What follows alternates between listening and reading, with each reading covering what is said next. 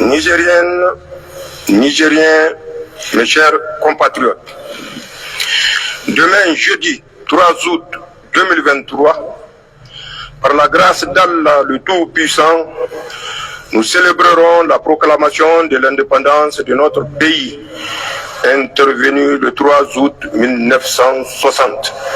Jour anniversaire qui a été d'ailleurs décrété fête nationale depuis le 25 mai 2023. C'est certainement le moment alors d'avoir une pensée pieuse pour les pères fondateurs de notre jeune État et pour tous ceux qui ont œuvré à travers les générations à donner une traduction concrète et un véritable sens à la souveraineté internationale du Niger ainsi proclamée. Cela aussi bien sur le plan politique qu'économique et culturel. Nigériennes, Nigériens, mes chers compatriotes, la commémoration de la proclamation de l'indépendance du Niger intervient cette année dans un contexte particulier. Celui de la prise du pouvoir le 26 juillet 2023 par les forces de défense et de sécurité regroupées au sein du Conseil national pour la sauvegarde de la patrie, mettant ainsi fin au régime de la 7e République. C'est le lieu de réitérer très clairement que la seule raison ayant motivé l'action du Conseil national pour la sauvegarde de la patrie est et demeure la sauvegarde de notre patrie, le Niger. En effet, c'est à notre corps défendant que nous avons dû intervenir pour mettre fin à la gestion par le régime déchu de la question sécuritaire au Niger, la gestion qui, objectivement, a montré ses limites et qui ne laissait véritablement entrevoir aucune solution de sortie de crise à moyen ou long terme. C'est tout simplement de la vie des Nigériens et de l'existence même du Niger en tant qu'État dont il est ici question, au-delà des problèmes de personnes et de querelles politiciennes pour la conquête et la conservation du pouvoir. À cela, il faut ajouter les problèmes devenus désormais endémiques de corruption généralisée et d'impunité, de gabegie, de détournement des deniers publics, de clanisme partisan, de radicalisation des opinions et positions politiques, d'atteinte aux droits et libertés démocratiques, de dévouement du cadre étatique au profit des intérêts privés et étrangers, des populations laborieuses, d'une école en crise et l'effondrement de notre système de santé, toutes choses que les Nigériens vivent dans leur être et dans leur vie au quotidien. Nigériennes, Nigériens, mes chers compatriotes, à ce stade de mon propos, permettez-moi de faire remarquer que les forces de défense et de sécurité regroupées au sein du Conseil national pour la sauvegarde de la patrie ont pris le pouvoir sans aucune effusion de sang grâce à Allah. Aucune perte en vie humaine n'est en effet à déplorer. Ensuite, même après avoir pris le pouvoir et jusqu'à 72 heures après, nous nous sommes abstenus de toute action répressive contre le tenor du régime déchu. C'est ainsi que même à titre préventif, comme cela se faisait toujours en pareille circonstance, nous n'avons procédé à leur interpellation. Ils ont continué à jouir de leur liberté de circulation et d'expression. Enfin, par devoir envers le peuple nigérien et conscient de la gravité du moment que vit notre pays, nous sommes toujours restés avec humilité à l'écoute de toutes les parties concernées et ouverts au dialogue pour qu'une fois l'émotion passée chez les uns et les autres, nous puissions ensemble créer les conditions d'une transition apaisée devant déboucher dans un délai relativement court et raisonnable à des élections générales, mais surtout une meilleure approche dans notre lutte contre le terrorisme et les autres maux économiques et sociaux qui minent le développement du Niger.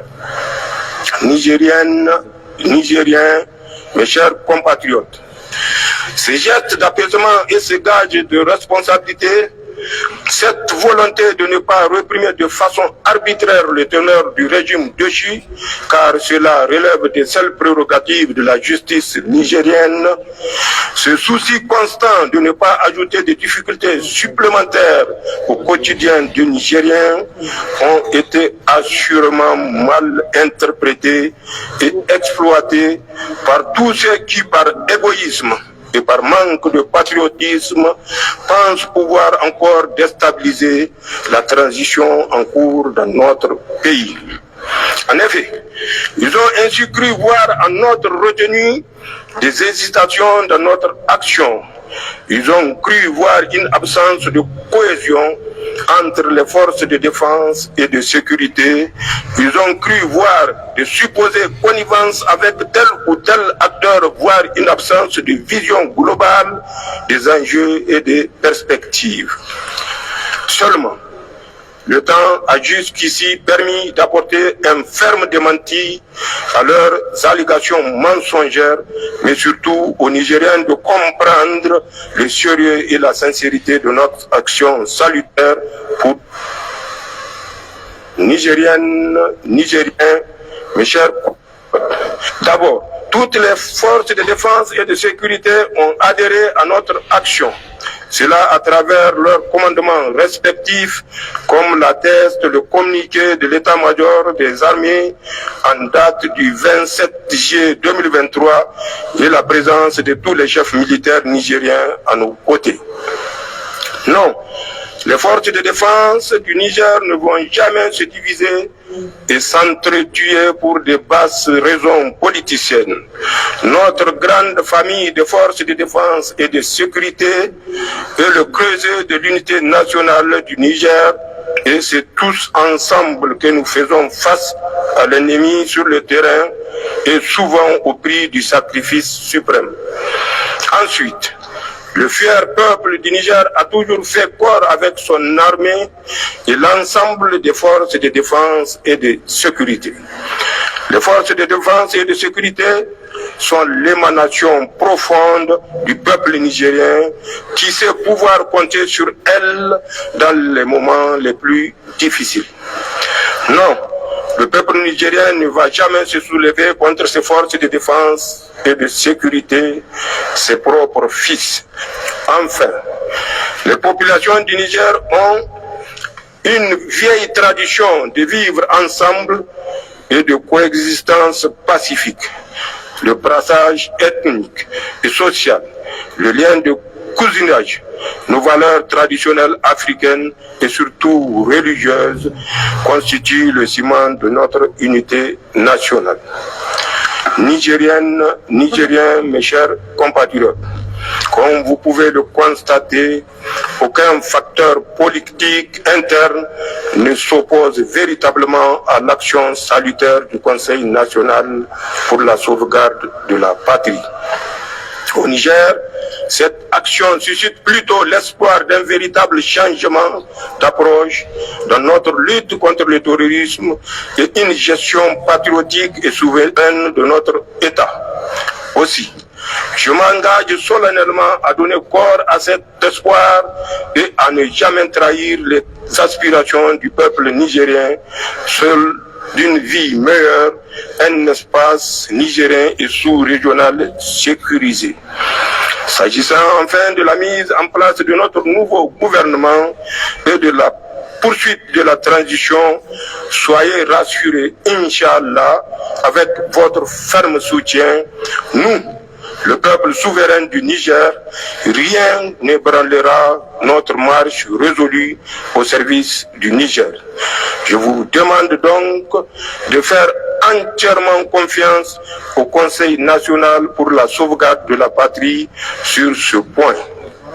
Nigériennes, Nigériens, mes chers compatriotes, à la vérité, ce ne sont pas les Nigériens qui s'opposent à la prise de pouvoir par le Conseil national pour la sauvegarde de la patrie. Nos compatriotes, dans leur écrasante majorité, ont plutôt accordé leur soutien au Conseil national pour la sauvegarde de la patrie. En effet, depuis le 26 juillet 2023, ils se sont souvent de façon spontanée mobilisés par milliers en faveur du Conseil national pour la sauvegarde de la patrie et de nos vaillantes forces de défense et de sécurité. Les oppositions viennent plutôt de quelques individus qui pensent avoir un droit particulier sur l'État nigérien et qui sont en lien avec certains lobbies et des puissances étrangères. Mais elles viennent surtout de certains de nos partenaires dans la lutte contre le terrorisme et de certains chefs d'État de notre sous-région qui sont en train d'instrumentaliser nos institutions communautaires à des fins égoïstes et lobbyistes. Nigériennes, Nigériens, mes chers compatriotes, s'agissant de certaines puissances étrangères partenaires, comme l'écrasante majorité du peuple nigérien, nous avons été surpris par leur empressement à condamner la prise de pouvoir par le Conseil national pour la sauvegarde de la patrie, à prononcer des sanctions contre le Niger et son peuple et à mettre fin de fait à leur coopération sécuritaire. Cette attitude hostile et radicale n'apporte aucune plus-value ni dans la résolution de la nouvelle situation née de la prise du pouvoir par le Conseil national pour la sauvegarde de la patrie, ni dans notre lutte jusqu'ici commune contre le terrorisme. Elle crée la méfiance entre partenaires et anéantit tous les efforts jusqu'ici fournis par la communauté internationale dans la lutte contre l'insécurité au Sahel. Mais surtout, elle amène les Nigériens à se poser un certain nombre de questions. En effet, comment pouvez-vous comprendre, aider le Niger à lutter contre le terrorisme qui touche nos laborieuses populations et suspendre la coopération militaire à la moindre difficulté? Comment expliquer qu'un partenaire, sur des questions aussi sensibles, décide de suspendre sa coopération militaire à un moment crucial de la lutte contre le terrorisme au Niger et dans notre espace sahélien? Le souci d'un gouvernement civil élu peut-il être au-dessus de la préservation de la vie des Nigériens et de leur vivre ensemble, ou encore au-dessus du Niger, de ses intérêts vitaux et existentiels? Chacune et chacun se fera son intime conviction et s'assumera conséquemment.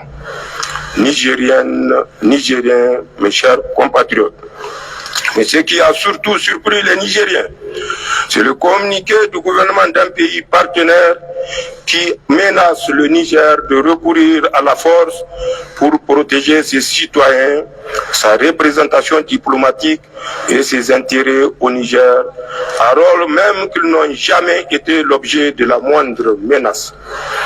Comment une question de maintien de l'ordre suite à des manifestations pacifiques de rue peut susciter chez des autorités politiques au plus haut niveau une réaction aussi excessive? À ce niveau, l'on peut à juste titre se demander s'il est juste et humain qu'un gouvernement ordonne l'usage de la force militaire contre les populations nigériennes pour protéger ses ressortissants. Pour notre part, nous estimons que la vie humaine est sacrée. La vie des Nigériens, aussi bien que celle de tous nos frères et amis résidant au Niger, ils n'ont donc aucune raison objective de quitter le Niger. Le gouvernement et le peuple nigérien fortement attachés à nos valeurs de justice et d'hospitalité, sont prêts à continuer à assumer leur sécurité, sauf si cela s'inscrit dans une approche politicienne inavouée qui consiste à créer la psychose sécuritaire dans les esprits. Aussi, nous appelons tous les Nigériens à manifester leur position sans violence, dans le respect de la vie humaine, cela conformément à la loi et à nos valeurs traditionnelles d'hospitalité et d'accueil. Nigériennes, Nigériens, mes chers compatriotes, s'agissant de la CEDEAO et de l'UEMOA, c'est avec une stupéfaction que les Nigériens ont appris les sanctions illégales, injustes et inhumaines prononcées à leur encontre. Mais elles sont surtout inédites.